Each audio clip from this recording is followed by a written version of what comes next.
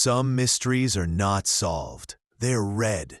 Page by page, we can follow the footsteps of those who walk into the unknown.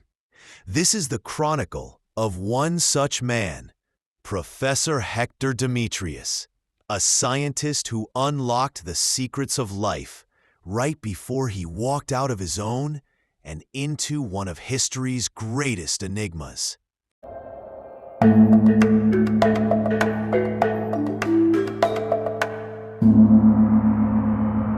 January 10th. The new year began with terrible news. Professor Demetrius has vanished.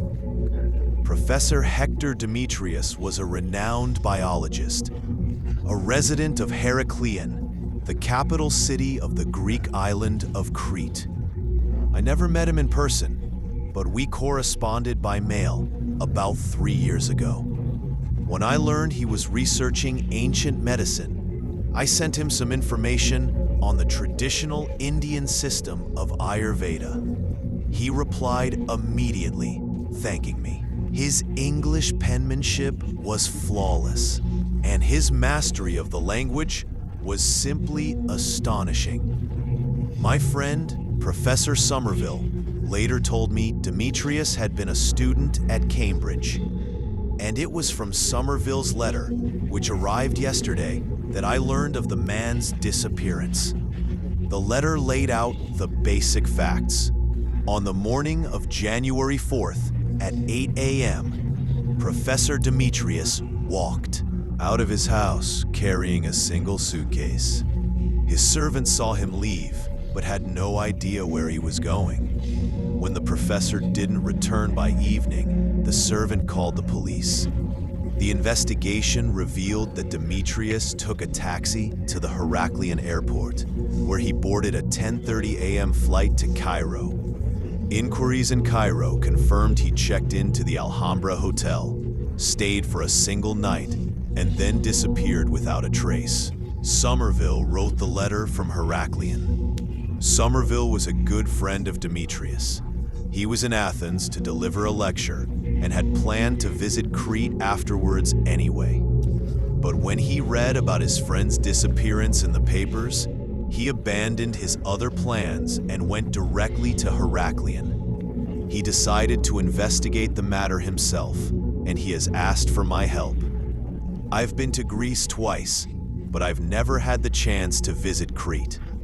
My mind is restless with anticipation. With no pressing work here, I think I'll go. January 14th, I arrived in Heraklion this morning. Demetrius's house is located 3 miles from the city, nestled at the foot of Mount Xyloti. The scenery is magnificent, but this is no time for sightseeing. Somerville is deeply concerned, and for good reason. First, the trail in Cairo has gone cold. There's been no new information. Second, there's no logical explanation for why Demetrius would leave so suddenly, without a word to anyone. A search of his laboratory gave us no clues about his recent work. We did find a green notebook he appeared to have been using. It's filled with writing, but in a strange script and an unknown language that is utterly indecipherable. I've examined it myself. At first glance, some characters resemble English, but taken as a whole, it's meaningless. I asked Somerville if it could be a code. It wouldn't surprise me, he said. He had a peculiar fascination with languages. Have you heard of Linear A? I had. It's the name modern archaeologists have given to an undeciphered script from ancient Crete, dating back to 2000 BC. Somerville confirmed Demetrius had been studying it for some time. Perhaps the notebook contains valuable information transcribed from ancient inscriptions. Demetrius's servant, Michaeli, told us that his master had recently been taking frequent trips to other ancient sites on Crete, staying for 5 or 6 days at a time, and returning with stone fragments. We've seen many such fragments in his study and lab. But something else Michaeli said has made Somerville even more anxious. On the before Demetrius left, Michaeli heard a gunshot from the hills behind the house. Demetrius wasn't home, but he returned just 10 minutes later. The professor owned a rifle, though it hadn't been used in years. Now, that rifle is missing. Michaeli has a clever 10-year-old son. I'm not sure if we can trust his story, but on the afternoon of the same day, he heard a tiger's roar coming from the forest. I know for a fact that tigers have never existed on Crete. So I asked him, how would he even recognize such a sound? He grinned and said he'd heard one at a circus that visited Heraklion. It's plausible enough. All told, the situation is deeply perplexing. We've decided to investigate the hills behind the house after lunch. From my window, I can see a dense wood of Casuarina trees in that direction. If something happened here, it happened in there. January 15th. I'm writing this in the restaurant at Heraklion Airport. Our flight to Cairo is delayed by an hour, so I have time to record yesterday's strange events. After lunch, around 2 p.m., Somerville and I set out to explore the woods on the mountainside. After about 10 minutes of walking, I caught a familiar, unpleasant scent on the wind. Somerville had a cold and couldn't smell it yet, but I was certain a dead animal was lying somewhere within 100 yards. I followed the scent, with Somerville close behind. Soon, he smelled it too. "Are you armed?" he whispered. I showed him the aniline pistol in my coat pocket. He was clearly worried that whatever killed the animal might still be around. We proceeded with extreme caution. Somerville spotted them first. A group of vultures, about 50 feet away, gathered in a clearing. They were tearing at the carcass of a large black animal. From that distance, we couldn't identify it. As we moved closer, I glanced at the ground and saw a clump of coarse, pitch-black fur lying next to a patch of wildflowers. "A bear?" I wondered aloud. "Highly unlikely," Somerville replied. We both knew bears weren't native to this region. Somerville picked up the fur. The hairs were unusually coarse and nearly a foot long. 10 steps further, we could see the animal's head. Vultures had mangled it, but we could still tell it belonged to some kind of large cat. As we approached, a vulture hopped aside, revealing more of the body: rib bones, scraps of flesh, and the thick, black-furred hide. The birds were feasting. It's doubtful they had ever tasted panther before on Crete. I use the word panther, but I've never known any panther with fur this long or this coarse. It's a new species of great cat, Somerville concluded. There's no other explanation. But is this what was shot with the rifle? It seems likely, I said. But was Demetrius the one who shot it? When we told Michaeli about the creature, he was baffled. A black animal like a tiger? I've never seen any black animal here except for cats and dogs.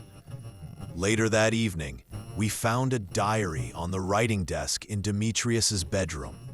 It was a new, leather-bound volume. Inside, we found entries for January 2nd and 3rd, written in Greek. It didn't take us long to translate them. The words were as cryptic as they were fascinating. The January 2nd entry read, "Throughout my life, I have found that joy and anxiety always walk hand in hand. There is no peace, even in success. I will not attempt another scientific experiment without fully considering the consequences. Regardless, I alone must pay the price.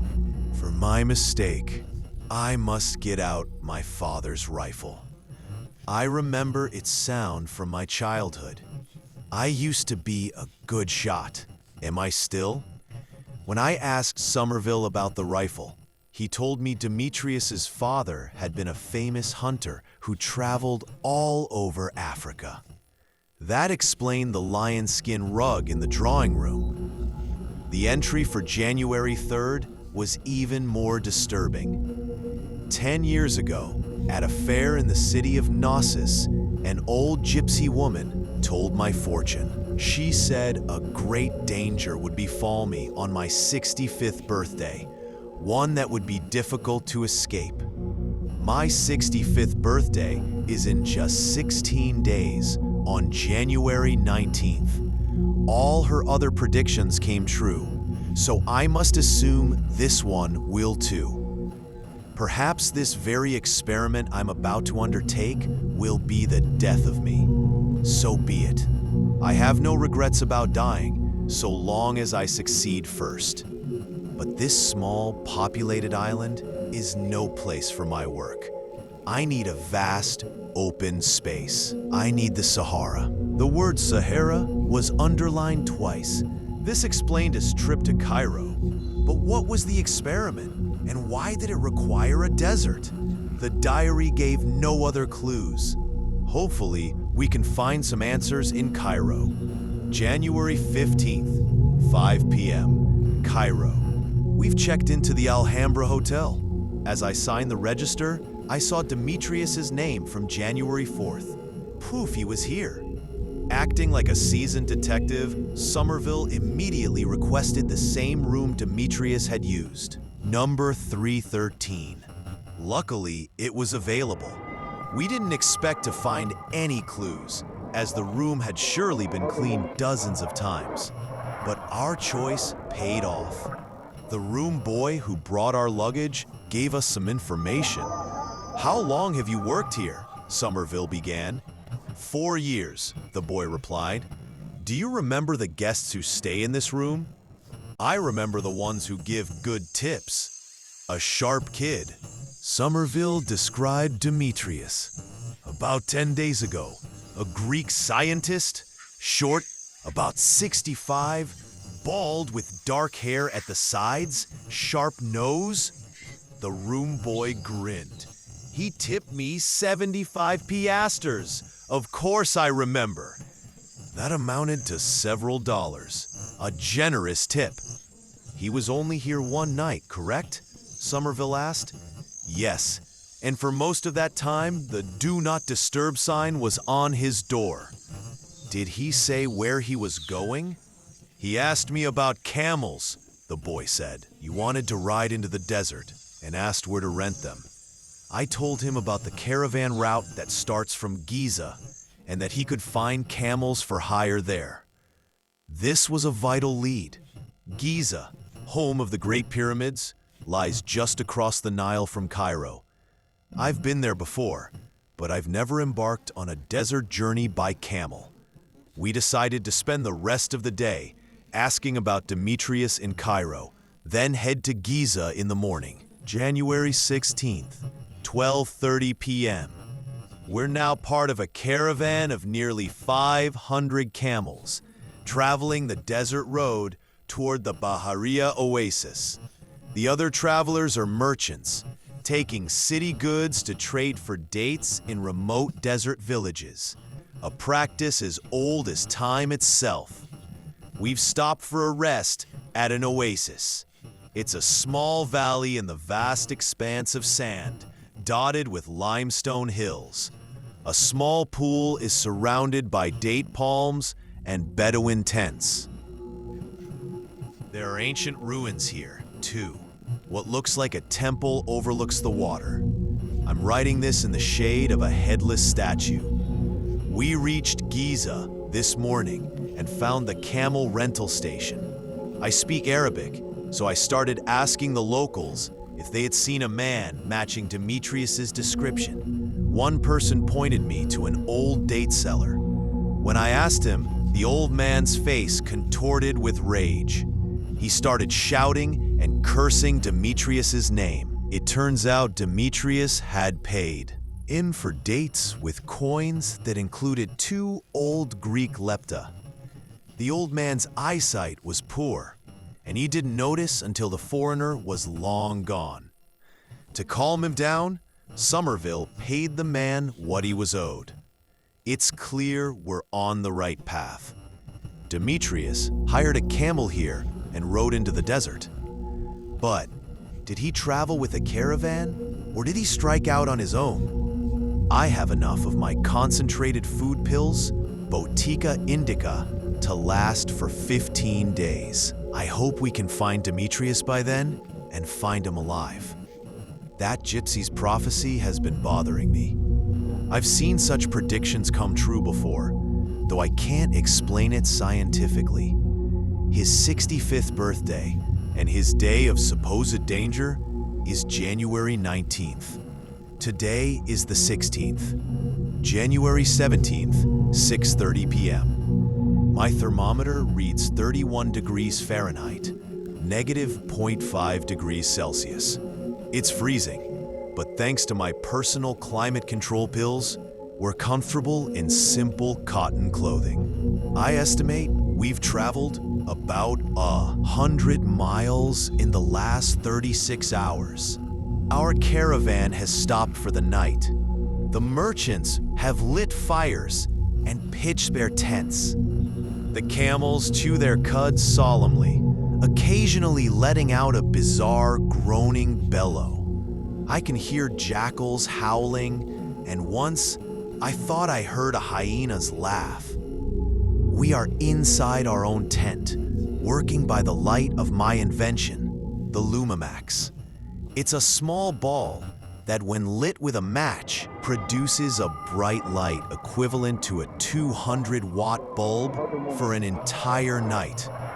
I have plenty with me. Now, about the incident this afternoon. Around 4 p.m., a strange, rhythmic sound began to drift on the wind. It was a deep, booming noise, entirely out of place in the silent desert. Like a colossal kettle drum was being struck over and over. The sound was so profound, the drum that made it would have to be the size of a pyramid. The sound wasn't just audible to me. The other travelers heard it too, and a wave of panic spread through the caravan. The camels grew terrified. A dozen of them collapsed onto the sand, refusing to move. The wind blew, and the sound continued on a steady rhythm. 2 beats, 3 seconds apart, followed by a 5-second pause. Beat, beat, pause. Beat, beat, pause. We dismounted. "What do you make of it?" I asked Somerville. He listened intently. "It sounds like it's coming from beneath the ground," he said. I agreed. It was a powerful, deep sound, but muffled. And it was impossible to tell where it was coming from. The merchants were in an uproar. One old man, his face a mask of wrinkles, ran up to us, babbling about desert demons, a tale straight from the Arabian Nights. He then started pointing at us, trying to convince the others that we were bad luck, that we had brought this curse upon their journey. This was dangerous. If the others believed him, we would be in serious trouble. I noticed the wind was dying down and the sound was growing fainter. This was my chance. I faced the direction of the sound, raised my arms dramatically, and began to chant a series of complex Sanskrit verses in a loud, commanding voice. By the middle of the 5th verse, the wind had stopped completely, and with it, the sound vanished. Needless to say, no one in the caravan bothered us after that. But I have to admit, both Somerville and I are deeply unnerved by that sound.